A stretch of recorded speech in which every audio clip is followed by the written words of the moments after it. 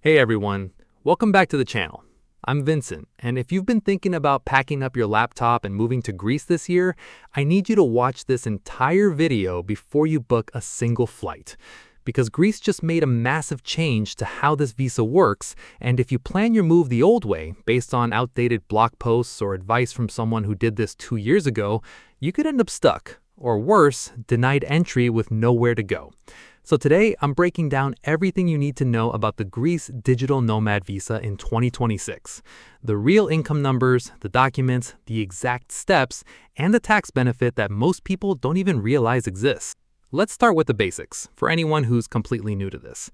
The Greece Digital Nomad Visa is designed for people who are not citizens of the EU, the EEA, or Switzerland, and who work remotely for companies or clients based outside of Greece. If you qualify, you get to live in Greece for up to 12 months on this visa. And after that, you can apply for a renewable 2-year residence permit. So this isn't just a short vacation hack. This is a real path to living in the country long-term if that's what you want. You also get access to the Schengen area, which means once you're in, you can travel freely across most of Europe for up to 90 days within any 180-day period. So it's not just Greece you're opening the door to, it's basically the whole continent. Now here's the part that really matters, the part that changed everything this year. Up until early 2026, a lot of people used a pretty popular workaround. They'd fly into Greece as a tourist, use their 90-day visa-free window to find an apartment, settle in, and then apply for their residency permit while they were already living there. That loophole is gone. As of February 5th, 2026, under a new law called Law 5275/2026, in-country applications are no longer accepted at all. What that means practically is you cannot show up in Greece first and figure out the paperwork later. You now have to apply through a Greek consulate in your home country before you ever set foot in Greece. So if your plan was to wing it and sort things out once you land, that plan doesn't work anymore. And I really want to stress this because I've seen people get caught off guard by this exact change. So let's talk about money, because this is usually the first question everyone asks. To qualify for this visa, you need to show a minimum net monthly income of 3,500 euros. That's after tax, and it needs to come entirely from outside Greece.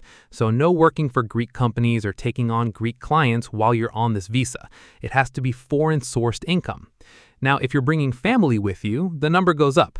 If you have a spouse or partner joining you, you need an additional 20% on top of that base amount, which puts you around 4,200 euros a month. And for every dependent child, you add another 15%, which works out to roughly 525 euros per child. So just to give you a real example, if you're a couple with one kid, you're looking at needing to prove somewhere around 4,700 to 4,800 euros in monthly income. That's a meaningful threshold, and it's actually one of the higher requirements among digital nomad visas in Europe right now. So Greece is clearly trying to attract people who are financially stable rather than just anyone looking for a cheap way to live abroad. As for proving that income, the consulate isn't just going to take your word for it. You'll need solid documentation. Things like an employment contract if you're on salary, recent payslips, signed client agreements if you're a freelancer, invoices showing consistent work, or bank statements that show regular deposits coming in over time. The key word there is consistent. Greek authorities want to see stability, not just a lucky month or a one-time payment. They want a pattern that shows this income is going to keep coming in while you're living there. Beyond the income piece, there's a full set of documents you'll need to pull together. You'll need a valid passport, a completed application form, proof that you actually do remote work, whether that's a contract or some kind of business registration, your income evidence that we just talked about, private health insurance that's valid in Greece, a clean criminal record certificate, proof of accommodation in Greece, so you'll need to have somewhere lined up before you apply, and you'll also need to sign a formal declaration stating that you will not engage in any Greek-sourced economic activity while you're there. That last one is important. This visa is strictly for people bringing income in from outside the country. It's not a backdoor into working locally. Okay, so let's walk through what the actual process looks like from start to finish. Step 1, you go to a Greek embassy or consulate in your country of residence. This is now mandatory. There's no skipping this step. Step 2, you submit that full stack of documents I just went through. And honestly, I'd recommend getting everything translated and legalized ahead of time if it's not already in English or Greek, because that tends to be where people lose weeks waiting around. Step 3, once approved, you receive a Type D visa, which is valid for up to 12 months. Step 4, and this is the part people sometimes forget, once you actually arrive in Greece, you're not done. You then need to apply for your 2-year residence permit through the Ministry of Migration and Asylum, and you need to do this before your initial 90-day entry window runs out. So don't get comfortable and let that deadline slip. In terms of timing for the whole process, if everything goes smoothly and your documents are in order, you're generally looking at somewhere between 1 and 3 months from application to approval. And on the cost side, the initial application fee for that up to 2-year residence permit is around 1,016 euros. So that's a number you'll want to budget for on top of flights, insurance, and housing. Now, before I wrap this up, I want to tell you about a benefit that honestly doesn't get talked about enough.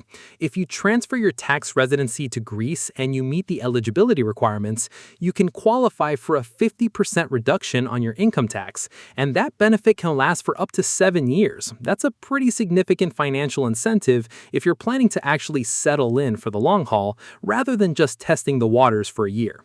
And one more small but useful detail. If you end up staying in Greece for less than 6 months, you typically won't have any tax obligations there at all. So there's some flexibility built in depending on how long you actually plan to stay.